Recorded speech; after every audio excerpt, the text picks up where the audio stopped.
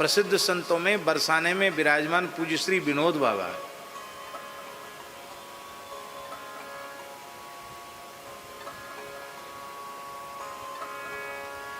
रात्रि को 12 से 1 के बीच में सोते हैं। वो कितने बजे सोते हैं? 12 बजे के बाद सोते हैं। क्यों? 11 साढ़े 11 बजे तक तो कीर्तन चलता है। 12 बजे के बाद वो विश्राम में जाते हैं। लगभग 1 बज जाता उनको विश्राम में जाते हुए, और 4 बजे स्नान करके भजन की आसन पर बैठ जाते हैं। कितने बजे? सवेरे 4 बजे। और उठते कब हैं? एक आसन से बैठते हैं, बीच में लौशन का भी नहीं जाते, कुछ खाते पीते भी नहीं है, और शाम को 4 बजे उठते हैं। सवेरे 4 बजे बैठते हैं, शाम को 4 बजे उठते हैं। तब तक किसी से मिलना नहीं, जुलना नहीं, बोलना नहीं, कुछ नहीं। एक आसन से बैठे हैं, प्रस्तर प्रतिमा की तरह बैठकर नाम जप करते हैं। बहुत छोटी सी जगह है, उसी में बैठकर नाम जप करते हैं।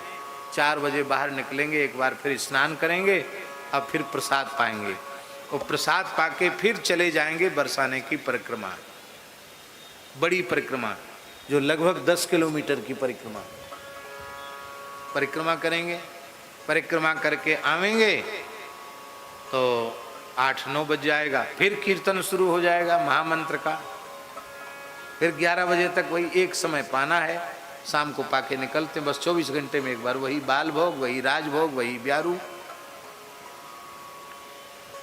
आज लगभग 80 वर्ष की आयु उनकी हो रही है, लेकिन इसी तरह का साधन उनका लगातार चल रहा है। यद्यपि ये बात कहने की नहीं है, क्योंकि आजकल ये सोशल मीडिया का ज़माना है। उनका कोई अनुगत सुनेगा और उनको बाबा जी तक पहुंचा देगा तो बाबा जी बड़े दुखी हो जाएंगे कि बताओ, महाराज ने व्यासपीठ से, मंच से हमारी बात कह दी, साधन की बात कह दी, लेकिन क्या करें, हमारा मन नहीं माना। इसलिए मन नहीं माना कि आप लोग कहेंगे ऐसा संभव नहीं है। अरे प्रत्यक्षे किम प्रमाणम, क्योंकि उन्हें भजन का स्वाद मिल गया। हमारे बड़े गुरु भाई थे पूज्य श्री सुखराम दास जी महाराज, शरीर से ब्रजवासी, विप्र कुलोत्पन्न, पूज्य गुरुदेव पहाड़ी बाबा के कृपा पात्र।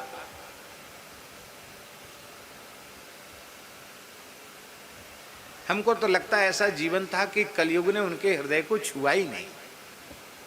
अहर्निश भजन, अहर्निश भजन।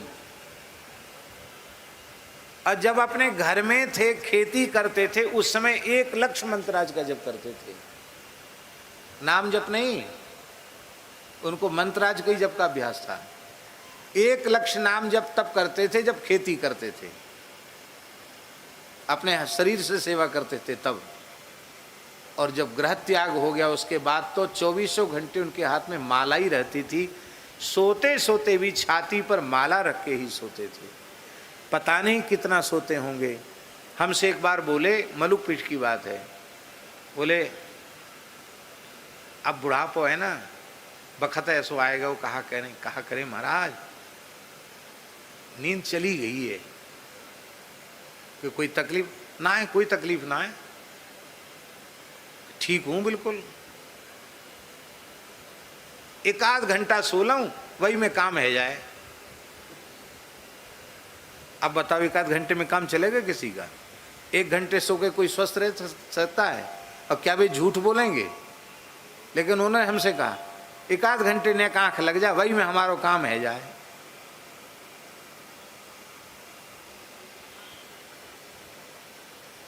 हम लोग नई नई उम्र के, दुनिया भरी की बीमारी, उन्हें कोई बीमारी थी शरीर में?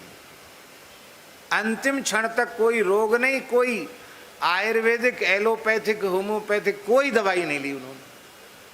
भजन ही उनका जीवन था।